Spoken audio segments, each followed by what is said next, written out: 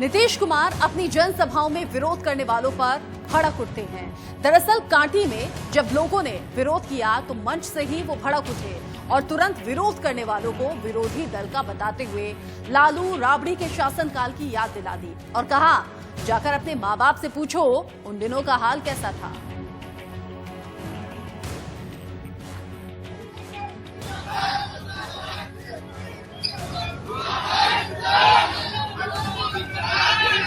काहे के लिए मुर्दाबाद कह रहे हो? तो जिसका जिंदाबाद कह रहे हो उसका सुनने जाओ। अरे जिसका जिंदाबाद कर रहे हो उसको सुनने के लिए जाओ।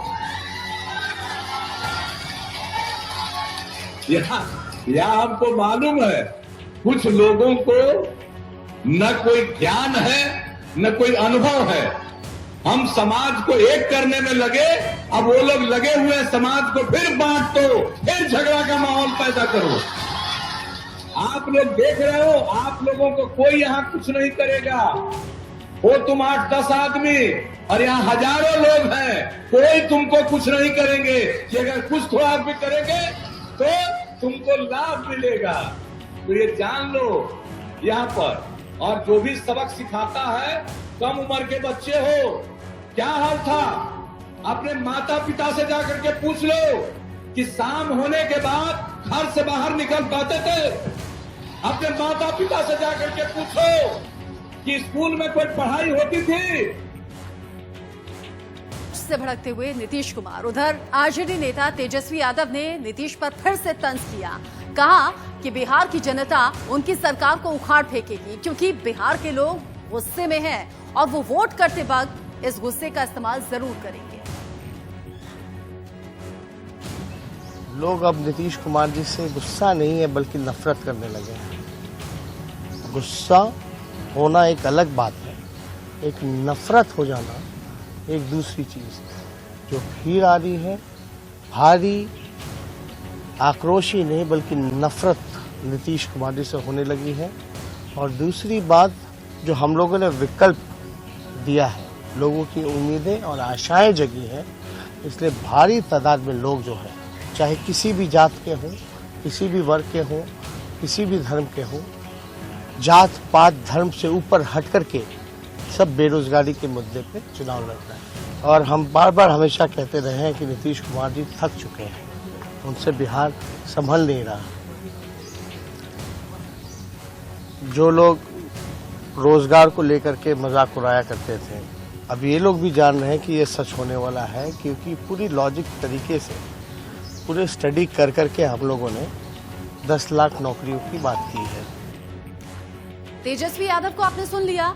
बीजेपी के युवा मोर्चा के राष्ट्रीय अध्यक्ष तेजस्वी सूर्या ने तेजस्वी यादव के 10 लाख नौकरी देने की चुनावी घोषणा पर करारा तंज किया। सूर्या ने कहा कि जिसने एक दिन भी नौकरी नहीं की, उसे बेरोजगारी पर बोलने का कोई अधिकार ही नहीं है। जो युवराजाओं ने पूरे जीवन में एक दिन का भी ईमानदारी से रोजगार नहीं किया है, उस लोगों को अवसर सृजन करने का, रोजगार सृजन करने का विजन भी कैसे हो सकता है? और उन लोगों का बेरोजगारी पर बात करने का नैतिक अधिकार भी नहीं। जो नेता गरीबी को करीब से देखा है, जिंदगी भर गरीबी के साथ संघर्ष किया है, सिर्फ वो लोगों को, उन नेताओं को गरीबी हो या बेरोजगारी हो, इसके खिलाफ कैसे लड़ने का ये नैतिक अधिकार सिर्फ उन्हीं नेताओं के पास होते हैं जो नरेंद्र मोदी जी के साथ जमीन से उठकर जो नेता है सिर्फ उनके पास होते हैं। महलों में राजनीति करने वाला जो युवराजा है, ये सब इन युवराजाओं को गरीबी का डिजास्टर्स इफेक्ट जो है वो पता ही नहीं। एनडीए और महागठबंधन तो चुनाव प्रचार में जुटे ही हुए हैं, लेकिन चुनाव प्रचार में एलजेपी अध्यक्ष चिराग पासवान भी किसी तरह की कोई कोर कसर नहीं छोड़ रहे। सीतामढ़ी में सीता मां के दर पर पहुंचे, पूजा अर्चना की। आपको कुछ तस्वीरें हम दिखाते हैं। चिराग पासवान के ये आस्था और विश्वास में डूबी हुई तस्वीरें हैं। सीता मां के दर पर पहुंचे, आशीर्वाद मांगा, हनुमान जी की आरती करते हुए नजर आए और साथ ही साथ शिव की भक्ति में भी लीन नजर आए। ऊपर वाले पर भरोसा ये कि बिहार की जनता का साथ मिलेगा, प्यार मिलेगा और आशीर्वाद मिलेगा। देखिए, बिल्कुल मेरी व्यक्तिगत आस्था तो है ही, पर कहीं ना कहीं माता सीता प्रतीक है नारी शक्ति का भी। हम लोग आज जब नारी सशक्तिकरण की बात करते हैं तो माता सीता का को भी उस तरीके से मैं चाहता हूं, जिस तरीके से अयोध्या में एक भव्य राम मंदिर का निर्माण हो रहा है, उससे ज्यादा भव्य मंदिर का निर्माण यहाँ पर माता सीता के लिए किया जाए। और इससे मेरी दोनों सोच है, मेरी आस्था तो है ही, पर कहीं ना कहीं हमारे बिहार के विकास में भी, राजस्व के विकास में भी इसका योगदान रहेगा। जो सरकार युवा विरोधी है, जो मुख्यमंत्री युवा विरोधी है, जो मुख्यमंत्री युवाओं को अच्छी शिक्षा नहीं दे सकता, अच्छा रोजगार नहीं दे सकता, जिसकी वजह से आज भी लाखों हमारे युवा साथी दूसरे प्रदेशों में रहने के लिए मजबूर है, दूसरे प्रदेशों में जाते हैं शिक्षा के लिए, रोजगार के लिए। मैंने आज तक कभी नहीं सुना कि कोई बम्बई का लड़का बिहार आता हो शिक्षा के लिए। आप लोगों ने सुना क्या? कोई दिल्ली का लड़का बिहार आया रोजगार के लिए? तो फिर क्यों हम बिहारियों को दूसरे प्रदेश जाना पड़ता है शिक्षा के लिए, रोजगार के लिए, स्वास्थ्य सेवाओं के लिए? ये सुविधा हमारे प्रदेश में क्यों नहीं होती? क्यों? क्योंकि हमारे प्रदेश में एक युवा विरोधी मुख्यमंत्री है, जो चाहते नहीं कि हमारे प्रदेश के युवा आगे बढ़े। चिराग पासवान ये कहते हुए नजर आए कि नीतीश कुमार सत्ता से जाने वाले हैं। आज बहुत बड़ा बयान दे दिया, कहा कि अगर चिराग पासवान सत्ता में आए तो नीतीश जेल में जरूर जाएंगे क्योंकि भ्रष्टाचार बहुत ज्यादा हुआ है। चिराग पासवान इस बार के चुनाव में सबसे अहम किरदार माने जा रहे हैं।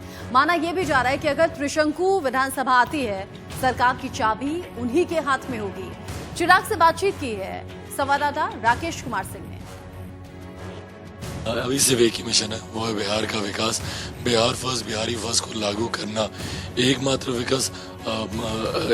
लक्ष्य, और दूसरा सबसे बड़ा, मौजूदा मुख्यमंत्री को किसी भी कीमत पर, अगर ये दोबारा गलती से भी मुख्यमंत्री बन गए नीतीश कुमार जी, ए बिहार हार जाएगा, बी पलायन को बच्चे फिर मजबूर हो जाएंगे, और सी बिहार पूरी तरीके से बर्बाद हो जाएगा।